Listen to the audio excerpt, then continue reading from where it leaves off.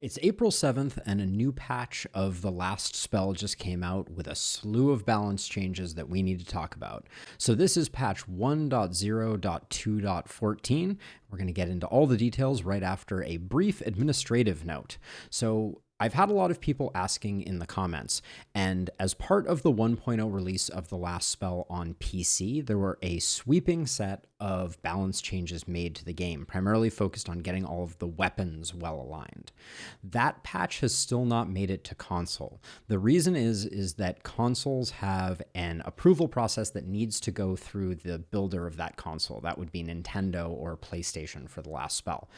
My suspicion is that Ishtar saw this second set of balance changes as something they wanted to bundle in and not go through that approval process twice. So my guess is that hopefully soon, TM, we'll be seeing the balance changes make it to console. Additionally, I've added a legend and done a bit of color coding inside of the patch notes. So any patch notes that you see that are gray are things that Ishtar told us. I have colored things green if they are buffs. That means that they in some way improve a building, an omen, a perk, or a skill. And then red are nerfs. That's anything that has been diminished in power level. Something that has been, essentially made less effective. And then any blue that you see are things that were not explicitly in the patch notes, but that I have noticed through my play. As a very high-level observation, I think this patch feels a little heavy on the nerfs, and my general feeling is that usually doesn't feel great in single-player games. In games like League of Legends, as an example, it makes a lot of sense to nerf things so that players who aren't playing a particular hero aren't dominant or something like that. But generally, I feel like in single-player games, going overly heavy with the nerf bat feels bad and also challenges what I think is the core of what makes this game enjoyable, which is the power fantasy of creating powerful heroes. Also, it happens that most of these nerfs fall in line with a lot of the strategies that I've been using on my high APOC level playthroughs, so either Ishtar is playing or lots of other people are using the same strats that I am. Either way, it seems like it's probably affirming of the fact that I'm doing something right. So now let's dive into the patch notes. First up, we're going to talk about weapons. The axe has a mixed bag. Its inaccuracy has been reintroduced. Inaccurate is a modifier that increases the dodge of enemies that you are attacking. So in this case, if you have an enemy with 10% dodge and inaccurate 1.5, that enemy functionally has 15% dodge. To compensate for this, the opportunism multiplier on Shred has been increased to 1.35. This is a not insignificant increase in the opportunism multiplier, and Shred already hits for insane damage on high level opportunists. I had an opportunist in my last game that was hitting opportunism enabled targets for 3k with the basic attack on the axe. So I think this is really good news overall. The inaccuracy never bothered me. It would probably bother people who don't take a lot of accuracy, but accuracy is important. Take it. Next up, we have the two-handed sword, whose base damage has been increased by roughly 5%. I think this is good news, and we're seeing this on many of the two-handers. Because their basic attacks are so expensive, I think this is going to help them to secure those one-shots. Then on the sledgehammer, Mega Stomp has a nerf to its debuff. I'm a little baffled about this one. Mega Stomp is the propagate attack, and now I think it has the ability to really reduce the amount of damage that something is putting out. So I can see how people were potentially using this to get bosses down to minus 100% damage, and maybe this will make it a little more difficult.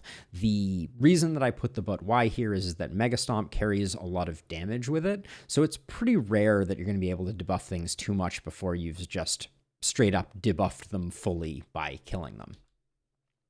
Moving down the list, we have the Spear, who has similarly had its base damage increased by a pretty significant amount. The reason that base damage increases are so noteworthy is that the way that your damage modifiers stack up is multiplicative. So if you have physical damage, damage, opportunism, and isolation, each one of those is multiplicatively increasing your base damage. So a small increase in base damage can translate into a much, much larger number when it finally comes to doing damage to the enemy. Next up is the Magic Wand, and its Magic Missile ability has had its base damage buffed also. This surprised me, honestly. I think Magic Missile is in a very good place, and this puts it in an exceptionally good place. Magic Missile is something that I use with some regularity, has a very high power level, and once you get your multi-hit up with some isolation, you're doing crazy numbers with Magic Missile. The one-handed crossbow sees a buff to a place that we don't care about and a nerf to something that we do care about. Slow Death gets an increase to poison damage as a single target poison damage application. Going from 40 to 60 is not that big a deal because there's only one way to increase your poison damage, and that is through the secondary attribute poison damage. So you're never going to get completely insane poison damage numbers from Slow Death because all you're going to have is 60 increased by most of my endgame poison heroes have about plus 400 to plus 450. So you might get a 4.5x on your 60, which is a lot of poison, but for a single target attack, you can only use twice per turn. It's not that big a deal. But Blaze gets hit pretty hard with the Nerf bat here. Its base damage is decreased by 25%, and it loses 1 propagation bounce. So that's overall a pretty significant reduction in power for Blaze. I think it's warranted in this case because I think the one-handed crossbow, Blaze, even without speccing into propagation bounces or trying to do much work with it, was hitting like an absolute truck on my multi-hit characters. As for items, we have a few big changes. The teleportation ability on the Warp Crystal now has a 3 per turn limit placed on it. The reason that this is important is kind of niche, but it is specifically because blood mages could use Warp Crystal to go around the map 7 times if they wanted. Generally, mana users don't have the ability to recoup mana the way blood mages have the ability to recoup their health. And so for regular mana-based users, having no limit on Warp Crystal wasn't a big deal, but blood mages could abuse it pretty significantly. So I think it was a good idea to put the limit on it. Warp Crystal still feels really, really good in its current form. I played with 3 characters in my last run that had Warp Crystal, and I finished it up on this new patch, and there was maybe 1 or 2 times where I wished I could do 1 more teleport. But I think it's good to have some limitations and some scarcity. Also, Power Ring is going to show up less often in shops and rewards. It was probably the easiest source of multi-hit, and you could equip 2 of them on people who had Runic Gift or the Noble trait. So I think it's probably okay that we're going to see a few less of them, and multi-hit's going to be a little scarcer, and you're going to need to go to a few different places. You'll still have the Raven's Queen's Feathers and the Wizard Hat to get you your multi-hit. Then we have perks. Poisonous getting a base poison increase from 35 to 40 feels like a very small change. I'm not sure that this is going to change anything. I think Poisonous still, its limiting factor is just the fact that it's point blank AoE with no ability to increase its radius. Lone Wolf gets a pretty nice buff from a 20% increase when you're 10 away from your nearest ally to a 30% increase for the same. That's split up 12% for being 5 tiles away and another 18% for being 10 tiles away. I think this is a really nice buff to Lone Wolf. I was already taking it with some regularity, so I think it's just good news. And then Blood Magic, its resistance conversion rate was decreased by 5%. I don't think this is a huge deal. I think it's kind of like a minor modification, and it doesn't really change, from my perspective, the core of how blood mages work or why they are powerful. More blood mage changes. Vivified got hit with the Nerf bat. Vivified, for those who don't know, is you get AP back for the health that you spend, and basically you now have to spend twice as much health to get back an AP. This is not a big deal, and I think Vivified is still a very strong perk because you underestimate how much health you are spending and then regenning back. And then Blood Shield, similarly, you're going to be getting back.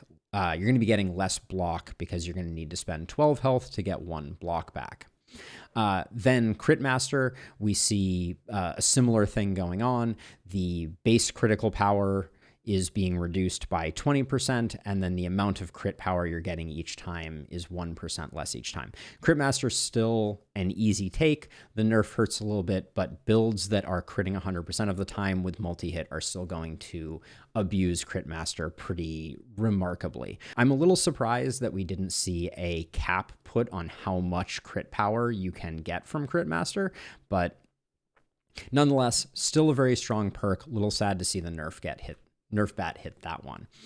Human Ballista is having its base damage reduced. I think the reason that this is important is that Human Ballista scales off of your highest damage modifier. So you were getting some crazy numbers. I had Human Ballista people hitting for over 1,000 on enemies. So I think it makes sense that this change was made. Human Ballista was perhaps a little too strong. Specialist gets a improvement to the damage bonus all the way up to 50%.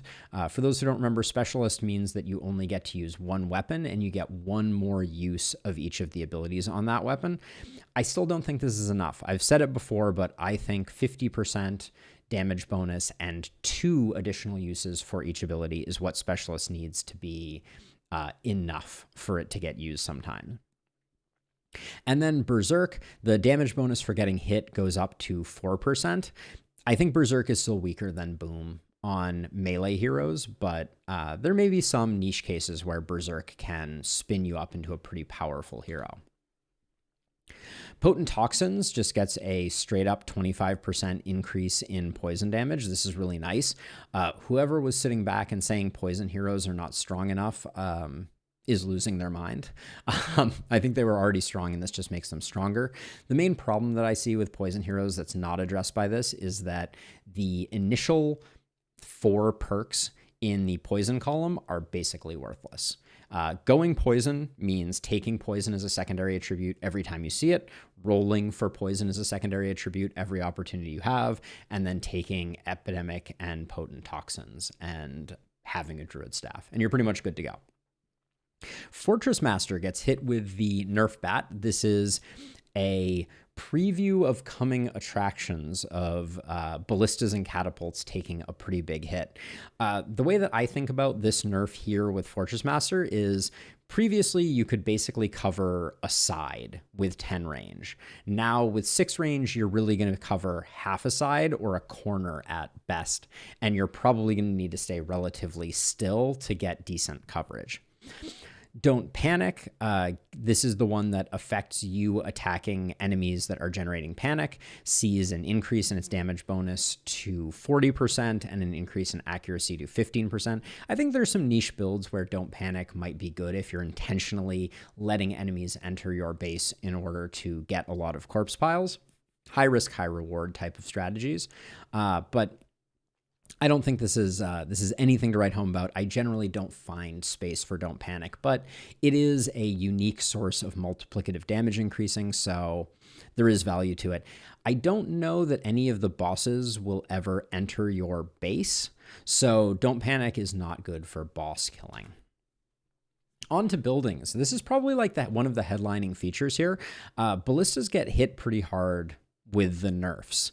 You can only have 32 of them rather than 40. Their cost for both the base structure and the final improved ballista have increased by a total of 20 materials in total, basically. But so your initial ballista is going to be more expensive at 65, which means spamming the little ballistas is not going to be as effective.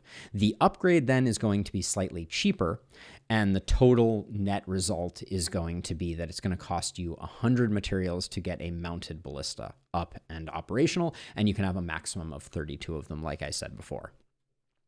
Watchtowers get cheaper.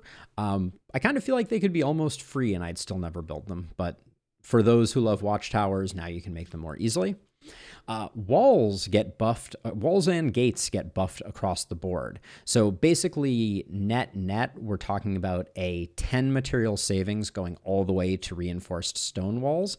And that savings is kind of spread across evenly throughout. So it's going to be easier to build walls in the early game and easier to upgrade those walls as you see fit. Same goes for gates. They are significantly cheaper than they were before. On to the Omen changes. Omen of Supplies has a material bonus of up to 100 now. Celerity is going to give you 3 movement points. And Omen of the Vulture is going to need more science done on it. Previously, the gain per corpse was embarrassing at 4 gold. It's almost double that now and a bit more materials.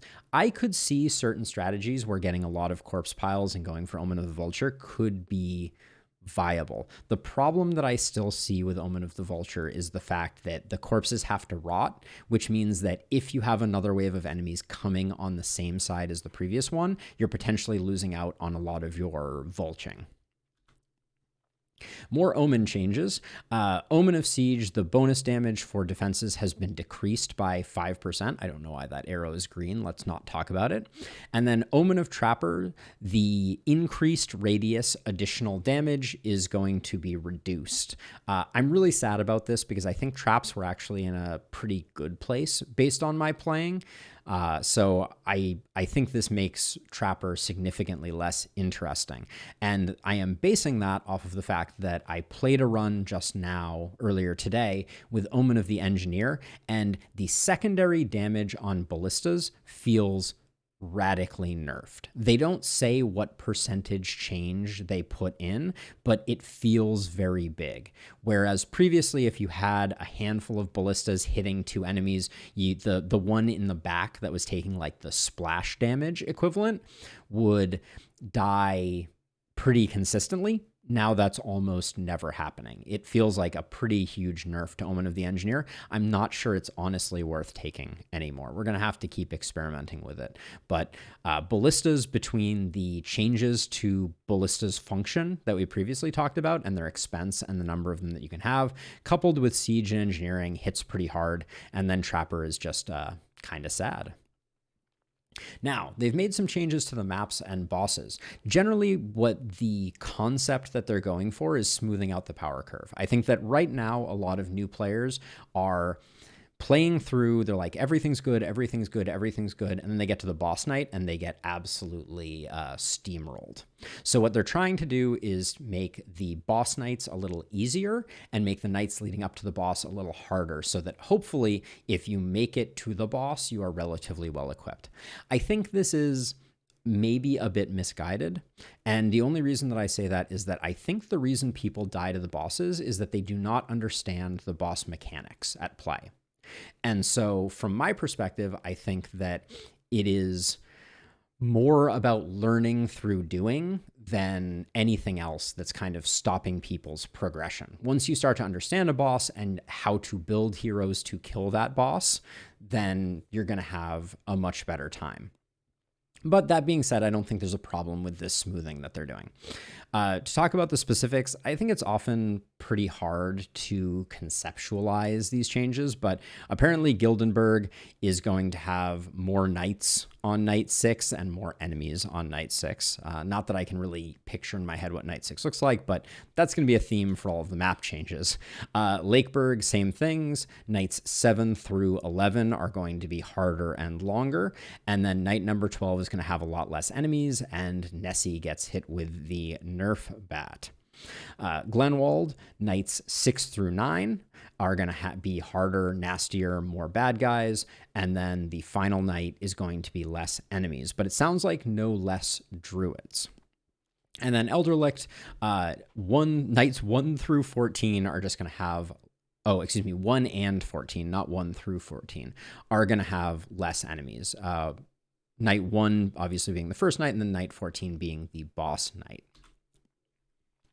Now we have to talk about ruins, and I did a bit of spreadsheeting, so this is not technically in the patch notes, but what I wanted to do here is I wanted to actually map out all of the changes in a way that is kind of visually useful. So I apologize that this is a little hard to read, but basically what you have here is each size ruin has 2 ways that it can be scavenged, for gold or for materials. The first column in the gold column is how much gold you get, and then the column to the right of it is the gold normalized by number of workers that it costs. So if we were to read this right now, the old version, a 4-size ruin, if you scavenged for gold, you would get 72 gold, but 72 divided by 4 is 18. So you'd be getting 18 gold back per worker. The same is true for materials. So I did the before and then the after, and then I color coded the after based on where there were improvements to both the total gold that you're getting and also the per worker gold. So basically what we see is across the board, ruins are getting better. Your 1-size ruins are going to be giving you 14 gold, 16, 18, and 20 gold, respectively, for 1 worker. And if you scavenge for mats instead, you're going to be getting 40, 45, 53, and 60 mats per worker, respectively. So overall, ruins are stronger than they were previously. But then we have to talk about corpse piles, because corpse piles have also changed. And corpse piles, the data is a little more sparse, but I tried to basically do the same thing. Obviously, corpse piles are all 1 worker with the exception of mountains, and we'll talk about that in a second. But the old corpse piles gave you 18 gold, and now they're going to be giving you 16 gold. And if you scavenged them for materials, they used to give you 32, and now they give you 30. The pile of corpses, you still can get an item from them, but if you decide to go the gold and mats route, you're going to be getting a little less at 18 and 32 as opposed to the 20 and 36 that you previously got. Then the mountain of corpses has the first kind of headlining change, which is that now it is going to cost 2 workers to scavenge a mountain. Previously, you used 1 worker and you got 2 items. Now you'll use 2 workers and you will either get 3 items or you will get 72 gold and 128 mats. So if we normalize that out, that means that per worker, if you scavenge a mountain for materials, you will be getting 36 gold per worker or 64 mats per worker. And then finally, the elite carry-on gets a bit of a buff to 22 gold and 38 mats in addition to the epic item. So overall, we see corpses getting a little worse. And then what we ultimately need to do, and I don't know if this last graph helps that much, but we need to talk about the comparison between the two. And what we basically see is that your regular corpse piles are tied with a size 2 ruin, and your pile of corpses, the second tier, are tied with a 3-slot ruin. If you want materials, you are always better off going for a ruins rather than going for corpse piles. And then anytime you can scavenge a mountain or an elite carry-on, you are getting more gold out of those than you would, respectively, for even the best ruins. So overall, the way that I like to think about this conceptually is ruins are better for early game now. And once you run out of ruins, corpse piles are generally more valuable, but the higher tier corpse piles are always worth it. Mountains and beyond are great.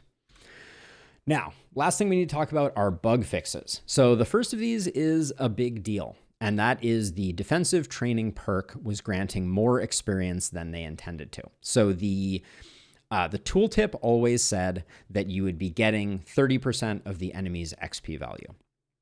The way that I have come to think about this is, and the way that they explain it here, is that the way defensive training was supposed to work is if a ballista gets a kill, the experience from that kill is spread to everyone on the team. But there is a bonus that happens when a hero kills an enemy, and that's a 30% bonus. So if an enemy is worth 100 XP and your hero kills it, that hero gets 130 XP. If the ballista kills it, the 100 XP goes to the shared pool and is spread amongst everyone, but the 30 XP is lost. So defensive training was meant to restore that 30% XP bonus that you would have gotten. So basically, the way that I think about this generally is defensive training only is a net increase in XP for your team if you have 2 people who have it.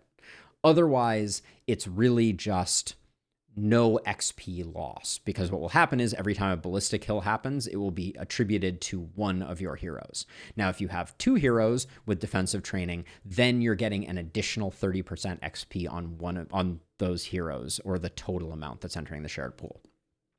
Hope that makes sense.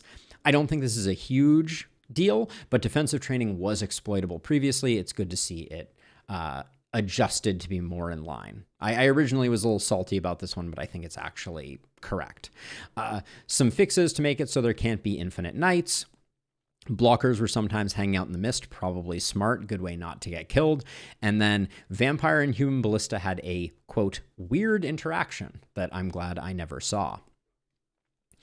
There were also some fixes to the contagion alteration not spreading in specific cases.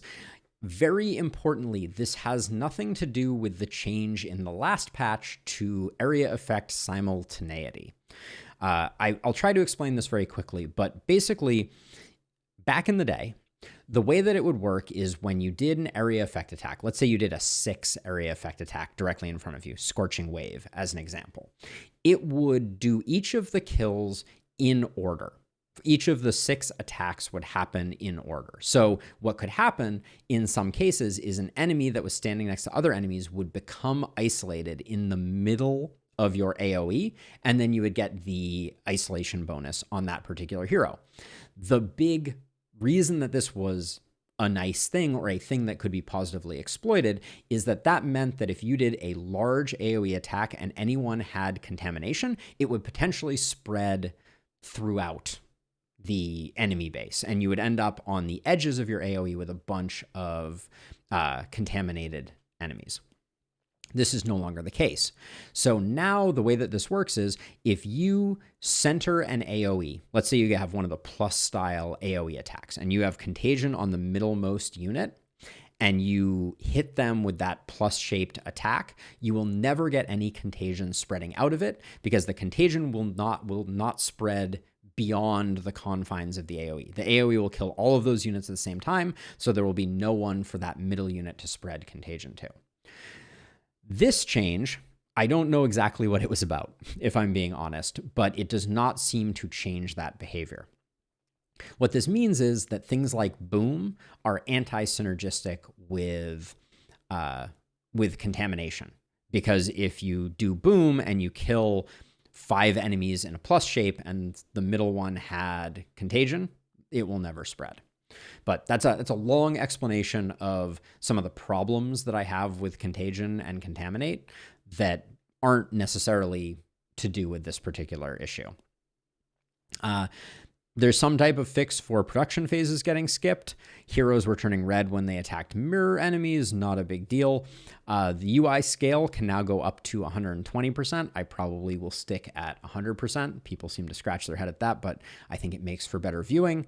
And then exiting construction menu and right-clicking to cancel the preview of a building. So this just means now when you stop making ballistas, you won't get kicked out of the construction menu. But we're done. We managed to do that in under 30 minutes, which feels pretty good. High level stuff. A bunch of things got nerfed. Some of them, I think, very rightfully so. A few interesting buffs like Wand. But overall, the game feels in a really good state. If you missed it, I put to bed Elderlicht Apocalypse 5 again earlier today as a little bonus live stream. That will be coming out on the channel in the future, although the VOD is available now. But if you like these patch notes videos and you want to see more of them, or you're interested in seeing some of my guide content, I'll link my beginner's guides down below. Please hit that subscribe button and toss a like on this video. It helps a great deal. And other than that, if you want to hang out and watch some Last Spell, we definitely play it every Tuesday. And sometimes we play it on Thursdays and even Fridays too. But for now, that's it for me. Hope you have a wonderful rest of your day, and I will see you all in the next one. Bye-bye.